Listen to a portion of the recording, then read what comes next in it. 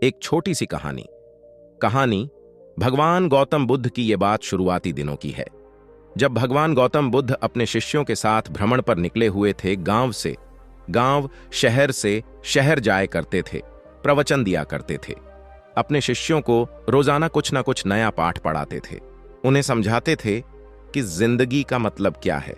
एक बार से ही भ्रमण करते करते एक गांव से दूसरे गांव निकले थे।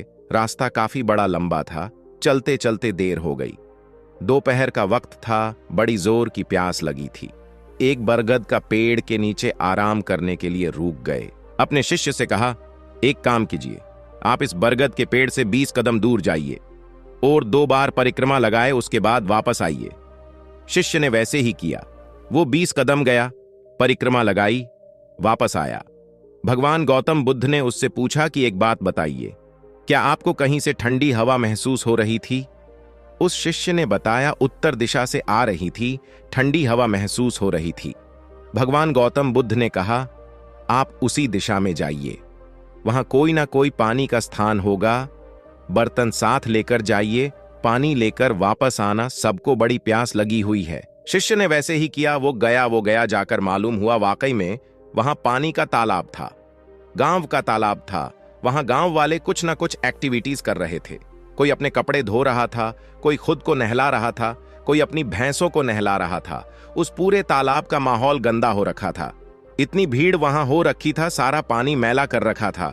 उस शिष्य को उन लोगों पर गुस्सा आया, ये नहाने की जगह है, कपड़े धो रहे यहां पर, भैंस नहला रहे यहां पर, पूरे तालाब का पानी गंदा कर रखा है, स्वच्छ नहीं रख सकते। सब कुछ अपने मन में कहने लगा, गुस्सा करने लगा, क्योंकि उसको अपने गुरुदेव के लिए बर्तन में पानी ले जाना था। बहुत देर उसने सोचा, क्या करूं क्या ना करूं। कुछ देर बाद एक गांव वाला आया, उसके साथ और भैंसें भी उसने तालाब में उतार दी और पानी गंदा हो गया। उसको चाह करके भी कुछ नहीं बोल पाया, क्योंकि गुरुदेव ने सिखाया था शांत रहना। वो शिष्य वहां से वापस आया, वहां जहां वर्धक के पेड़ के नीचे, जहां भगवान गौतम बुद्ध अपने और शिष्यों के साथ बैठे थे, और आकर के माफी मांगी, मुझे माफ करें भगवान, मैं आपके लिए पानी लेकर नहीं आ पाया। उन्होंने पूछा, क्या बात हो गई? वो फिर से जो गुस्सा अंदर भर के बैठा था, उसने वो निकाल दिया। वहां तो हाल बेकाल हो रखा है, कोई नहा रहा है, कोई कपड़े धो रहा, कोई भैंस नहल रहा है, पूरे तालाब का पानी गंदा कर रखा है।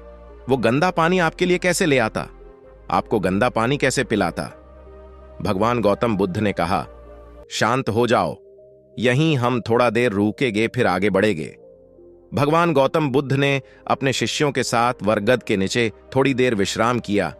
घंटा बीत गया। बाद में फिर से उसी शिष्य से कहा, एक काम कीजिए, फिर से उसी दिशा में जाइए, उसी तालाब में जाइए, बर्तन लेकर जाएगा, एक बार पानी भरकर लाएगा, अब पानी पिएंगे। उसे समझ में नहीं आया कि ये लॉजिकल सी बात है। अभी तो गया था, वहां गंदा पानी था, लेकिन गुरुदेव ने कहा था, मना नहीं कर सकते थे। वापस गया वो शिष्य, वहां जाकर वो देखता है, सरप्राइज ये था कि वो पानी साफ हो चुका था। साफ पानी उसने बर्तन में भरा। वो वापस आकर के प्रणाम किया और पूछा कि बस मुझे ये बता दीजिए भगवान, पानी साफ कैसे हो गया? गौतम बुद्ध ने कहा, जब सारे लोग वहां से चले गए, अपने जानवरों को लेकर के चले गए, तो अपने आप जो गंदगी ऊपर आ गई थी, वो सारी मिट्टी नीचे बैठ गई और पानी तो पहले भी स्वच्छ था। मैं वापस से स्वच्छ देखने लगा। भगवान गौतम बुद्ध ने अपने शिष्यों को समझाते हुए एक बात और कही, जो मैं आपको शेयर करना चाहता हूं। बात बहुत जरूरी है। ये कहानी उस तालाब की नहीं, उस पानी की नहीं, हमारे दिमाग की है। हमारे दिमाग में कई बार ऐसा होता है कि बहुत सारी चीजें चलने लगती हैं, नेगेटिविटी हम पर हावी हो जाती है। जैसे उस तालाब में गंदगी आ गई थी। उस शिष्य ने कुछ नहीं किया, सिर्फ वक्त दिया। भगवान गौतम बुद्ध ने कहा, यहां विश्राम करेंगे, घंटा दो। बाद फिर उस शिष्य को कहा, वापस जाइए, फिर पानी भरकर लाइए। कुछ नहीं गया, कोई प्रयास नहीं किया, कुछ नहीं किया, अपने आप वो गंदगी नीचे बैठ गई।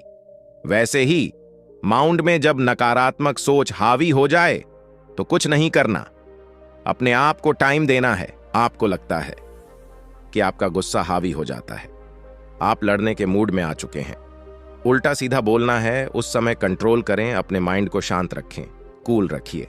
कोई एफर्ट मत कीजिए, समय पर छोड़ दीजिए, आपको लगने लगेगा कि आपकी भी गलती थी। छोटी सी कहानी लेकिन बहुत बड़ी बात सिखाती है।